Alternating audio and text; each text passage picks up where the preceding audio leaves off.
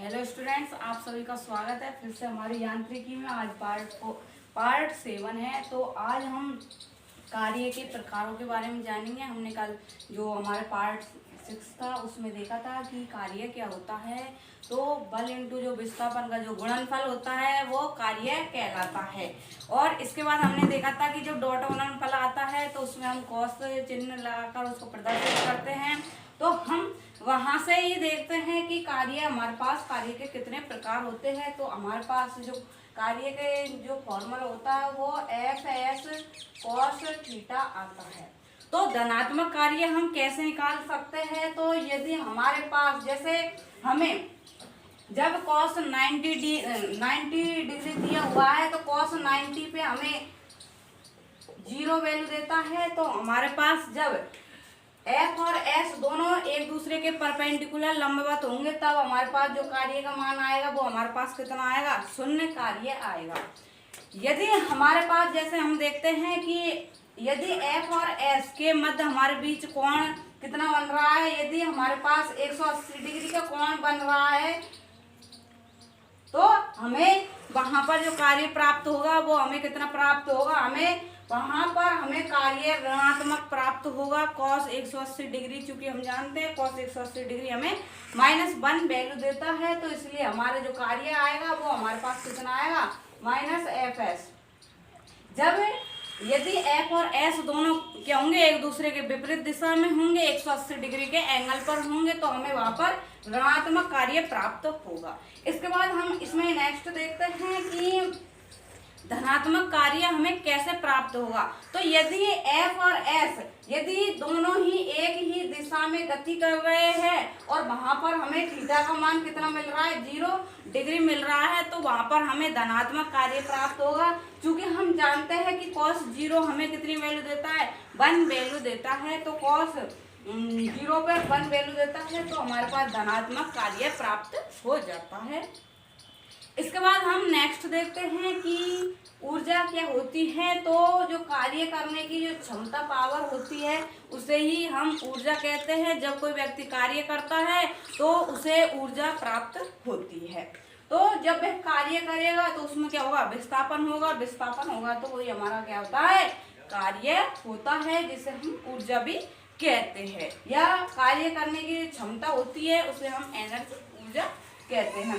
इसके बाद हम इसमें नेक्स्ट देखते हैं कि ऊर्जा के मात्रक क्या होता है। तो इनका अलग अलग पद्धतियों में इनका मात्रक अलग अलग लिया जाता है। तो हमने देखा था कि जो कार्य का जो मात्रक होता है वो हमारे पास जूल अर्ग होता है, तथा इसका हमने जो अन्य मात्रक होते हैं एमकेएस पद्धति में वो भी हमने देखा था। तो एमकेएस पद्धति में जो इसका मात्रक होता है वो न्यूटन इंटू मीटर होता है, जबकि जो एसआई पद्धति में जो ऊर्जा है कार्य का जो मात्रक होता है, तथा जो हमारा जो ऊर्जा का जो एसआई जो मात्रक पद्धति में इसका जो मात्रक होता है वो हमारे पास क्या होता है, जूल या अर्ग होता है। और एमकेएस पद्धति में इसका मात्रक क्या होता है, हमारे पास न्यूटन इंटू मीटर। जो हमारे कार्य के जो मात्रक बीमा आदि थी सेम ऊर्जा में भी हमारे पास सेम होता है, इसमें भी ऐसा ही जो मात्रक होते हैं और एमकेएस जो मात्रक होते हैं। इसके बाद हम इसमें नेक्स्ट देखते हैं कि ऊर्जा की बीमा क्या होती है। तो ऊर्जा की बीमा हमारे पास m1L2T-2 होती है। यह हमने जो कार्य वाला जब टॉपिक चल रहा था तो उसमें भी देखा था, जब मात्रक और बीमा पढ़ी थी। इसके बाद हम इसमें नेक्स्ट देखते हैं कि ऊर्जा क्या होती है। तो ऊर्जा में हम जैसे इसमें मूल ऊर्जा होती है या उसे आंतरिक ऊर्जा कहते हैं। तो इसमें हमारी कौन सी ऊर्जा होती है, गतिज ऊर्जा और स्थितिज ऊर्जा। जब ये दोनों को मिला दिया जाता है तो हमारे पास कुल ऊर्जा आ जाती है या यांत्रिकी ऊर्जा आ जाती है, या जिसे हम मूल ऊर्जा भी कहते हैं। तो ऊर्जा के प्रकारों में हम क्या देखते हैं कि हमारे पास ये क्या होती है, मूल ऊर्जा होती है जिसे हम यांत्रिकी ऊर्जा भी कहते हैं। और यांत्रिकी ऊर्जा में हमारी कौन कौन सी होती है, गतिज ऊर्जा और स्थितिज ऊर्जा, काइनेटिक और पोटेंशियल एनर्जी। यह दोनों मिलकर हमें कुल ऊर्जा प्राप्त होती है कि कोई वस्तु कितनी गति कर रही है, गतिज ऊर्जा है उसमें, तथा कोई वस्तु गति करने के बाद वह वापस अपनी स्थिति में आ रही है, तो यह दोनों जब मिल जाती है तो हमारे पास किसी वस्तु की कुल ऊर्जा आ जाती है। इसके बाद हम इसमें नेक्स्ट देखते हैं कि हमारे पास जो ऊर्जा होती है यह भी अलग अलग प्रकार की होती है। जैसे हमने देखा कि गतिज ऊर्जा, स्थितिज ऊर्जा, नाभिकीय ऊर्जा और पवन ऊर्जा, सौर ऊर्जा आदि।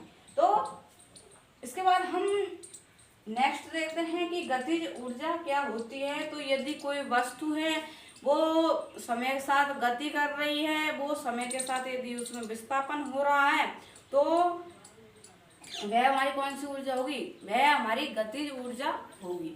जैसे हमने इसको उदाहरण से समझते हैं कि यदि जैसे हम धनुष चलाते हैं, तो धनुष को चलाने पर जब तीर दूरी तय करता है तो उसमें कौन सी ऊर्जा हुई हमारी? उसमें हमारी गतिज ऊर्जा हो गई।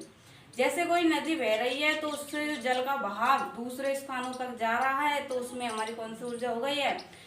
उसमें हमारी गतिज ऊर्जा हो गई। तो किसी वस्तु की गति अथवा गति में परिवर्तन के कारण संचित ऊर्जा गतिज ऊर्जा कहलाती है। जैसे यदि कोई वस्तु को हम फेंक रहे हैं तो उसमें भी हमारी कौन सी हो गई? गतिज ऊर्जा हो गई है, वह गति कर रही है।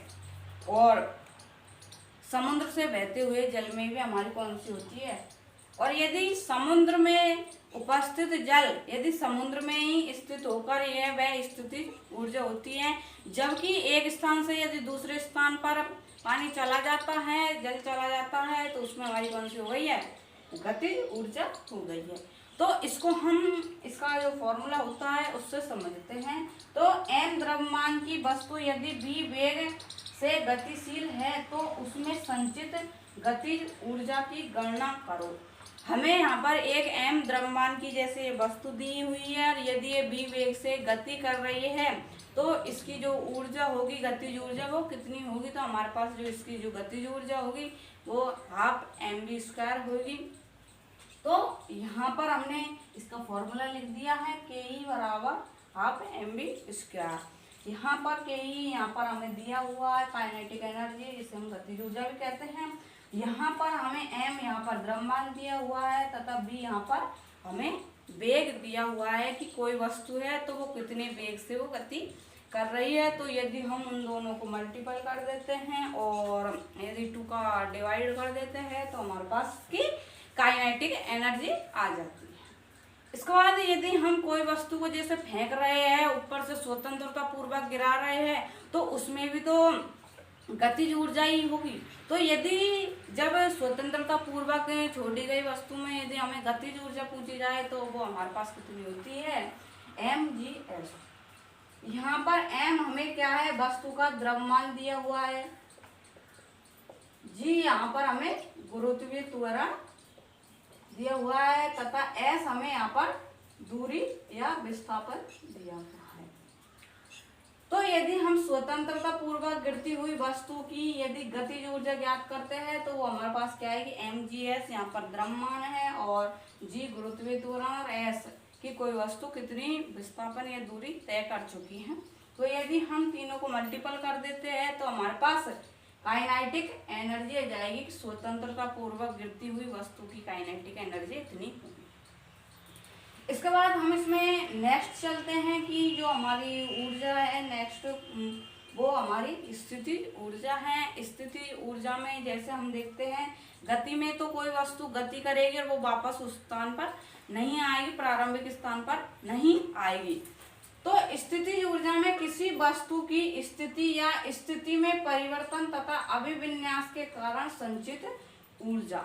जैसे कोई हमने जैसे धनुष का तीर मतलब धनुष का चाप एकदम खींच के छोड़ा तो उसकी स्थिति या अभिविन्यास में चेंज हो चुका है, लेकिन कुछ समय बाद जब उसको छोड़ते हैं तो वापस अपनी प्रारंभिक अवस्था में आ जाता है। तो जब वह कोई वस्तु है गति करने के बाद यदि अपनी प्रारंभिक अवस्था में आ जाती है तो उसमें कौन सी ऊर्जा होगी? हमारे पास स्थितिज ऊर्जा होगी। जैसे हम किसी स्प्रिंग को खींचकर छोड़ देते हैं तो उसमें कौन सी ऊर्जा होगी, हमारी स्थिति ऊर्जा होगी, क्योंकि कुछ समय के लिए उसमें चेंज हुआ है तथा कुछ समय के बाद जब उसको छोड़ेंगे तो वो वापस अपनी प्रारंभिक अवस्था में आ जाते हैं।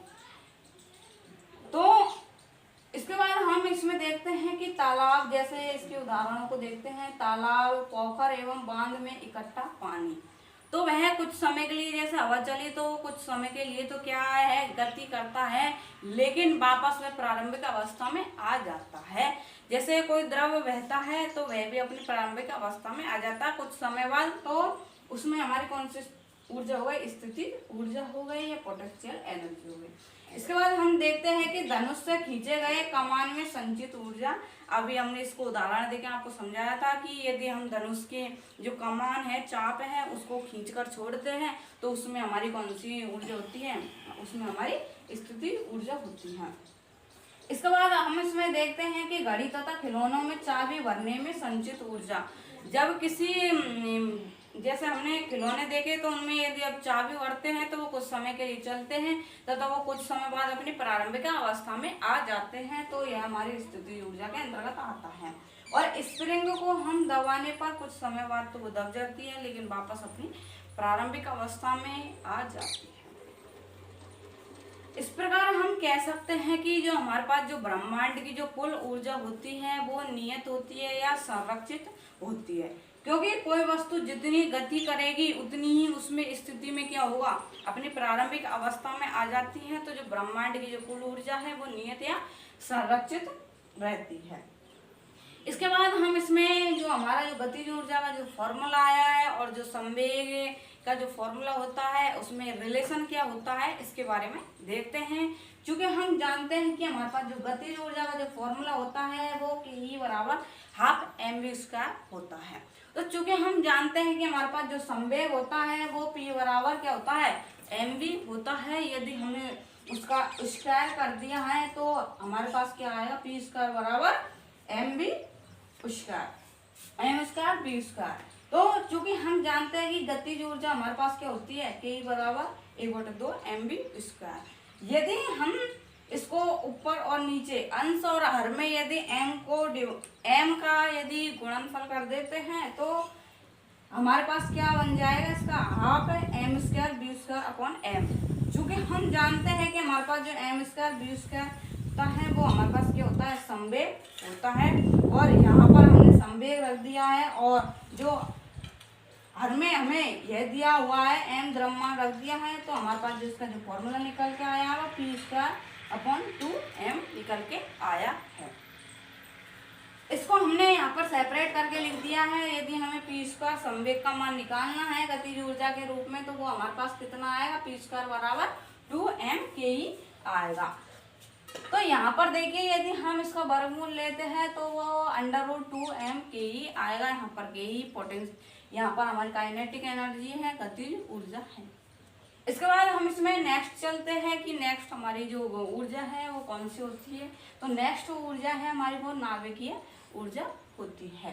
तो नाभिकीय ऊर्जा में क्या होता है, जैसे हमारे पास कोई परमाणु है, यदि परमाणु का यदि संलयन होता है, यदि संलयन या विखंडन की प्रक्रिया होती है तो उसमें क्या होता है, ऊर्जा का उत्सर्जन होता है। ऊर्जा का उत्सर्जन होता है तो उसे ही हम क्या कहते हैं, नाभिकीय ऊर्जा कहते हैं। नाभिकीय ऊर्जा जब भी आपसे पूछा जाए तो इसमें क्या होता है, परमाणु का संलयन होता है, परमाणु का विखंडन होता है। तो यहाँ पर जो नाभिकीय ऊर्जा होती है वो हमारे पास दो प्रकार की होती है। एक तो हमारी संलयन, नाभिकीय संलयन कह सकते हैं, और दूसरी हमारे पास कौन सी होती है, नाभिकीय विखंडन। और तो यहाँ पर हम समझते हैं कि नाभिकीय विखंडन, नाभिकीय विखंडन में क्या होता है कि यदि हम जैसे कोई बाहरी परमाणु ले रहे हैं जिसका भार बहुत अधिक है, परमाणु क्रमांक बहुत अधिक है, तो यदि हम उस पर जब न्यूट्रॉनों की जो बौछार करवाएंगे तो उससे क्या होगा, नाभिक या बड़े नाभिक का क्या हो जाएगा, टूटना या विखंडन होना प्रारंभ हो जाएगा तथा उसके साथ कुछ ऊर्जा भी हमें प्राप्त होती है। तो नाभिकीय विखंडन में तो बड़े नाभिक होते हैं या बड़े परमाणु होते हैं, वो छोटे परमाणुओं में विखंडित हो जाते हैं तथा ऊर्जा उत्सर्जित करते हैं। इसे हम नाभिकीय विखंडन कहते हैं।